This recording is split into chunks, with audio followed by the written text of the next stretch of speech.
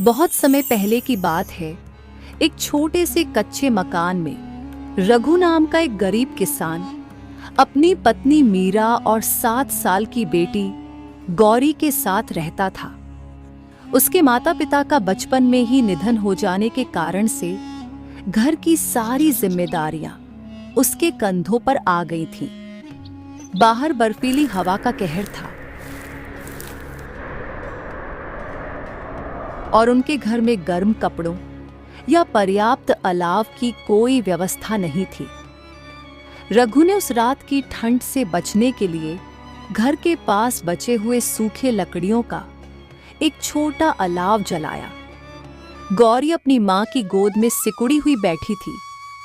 रघु का दिल टूट रहा था क्योंकि वह देख रहा था कि उसकी बेटी ठंड से कांप रही है, लेकिन उसके पास न तो पर्याप्त लकड़ी थी न पैसे। तब उसकी पत्नी मीरा कहती है कि गौरी की हालत बिगड़ रही है। इस ठंड में कुछ नहीं किया तो कुछ नहीं बचेगा। मैं अपनी चादर इसे ओढ़ा देती हूँ, पर तुम जाओ चौधरी साहब से मदद मांगो, उनके पास लकड़ियां हैं। तब रघु ने फैसला किया कि वह गांव के चौधरी साहब से कुछ मदद मांगेगा। वह रात के अंधेरे में अपने फटे चादर में लिपटा हुआ चौधरी के घर गया। रघु चिल्लाकर, चौधरी साहब, दरवाजा खोलिए, मेरी बेटी ठंड से मर जाएगी। लेकिन चौधरी के घर पर कोई भी नहीं था। सब लोग कहीं गए हुए थे। रात के अंधेरा में बहुत तेज ठंड चलने के कारण ठंड ने रामू के शरीर को सुन्न कर दिया था। खाली हाथ और निराश होकर वह अपने घर लौट आया। जब वह घर पहुंचा तो उसने देखा कि मीरा ने गौरी को अपनी सारी ऊनी चादर में लपेट लिया था। तब मीरा कहती है, क्या जी, आप लकड़ी नहीं लाए? देखिए ना, हमारी बच्ची का ठंड के कारण इसकी तबीयत खराब हो रही है। अब हम क्या करें? इसने सुबह से कुछ भी नहीं खाया है। रघु की आंखों में आंसू थे, लेकिन उसने खुद को संभालते हुए कहा, कुछ न कुछ जरूर होगा मीरा, हमें हार नहीं माननी चाहिए। जैसे जैसे रात बीत रही थी, ठंड का कहर और बढ़ रहा था। बर्फीली हवाएं और तेज चलने लगी।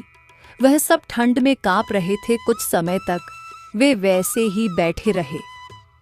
तभी अचानक उसी समय दरवाजे पर दस्तक हुई। रघु चौंक गया। इस ठंडी रात में कौन हो सकता है? उसने दरवाजा खोला तो देखा कि एक अजनबी, जिसकी आंखों में चमक थी, खड़ा था। उसने कहा, मैं रास्ता भटक गया हूं और बहुत ठंड लग रही है। क्या मैं रात भर यहीं रुक सकता हूं? रघु ने बिना सोचे समझे उसे अंदर बुला लिया। उसने कहा, हमारे पास खाने को ज्यादा कुछ नहीं है और अलाव भी बुझने वाला है, लेकिन आप यहाँ आराम कर सकते हैं। अजनबी ने कहा, तुमने मुझे इतनी कठिनाई में भी जगह दी। मैं तुम्हारी मदद करना चाहता हूं। उसने अपनी झोली से कुछ लकड़ियां और खाने का सामान निकाला।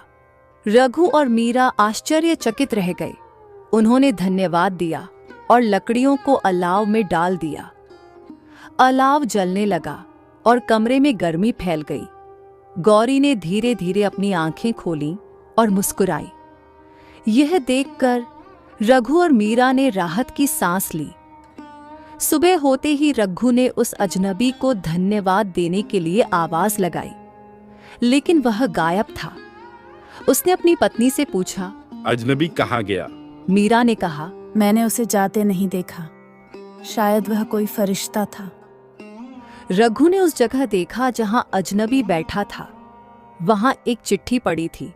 उसमें लिखा था, जिंदगी तुम्हारी परीक्षा लेती है, लेकिन उम्मीद कभी मत छोड़ो।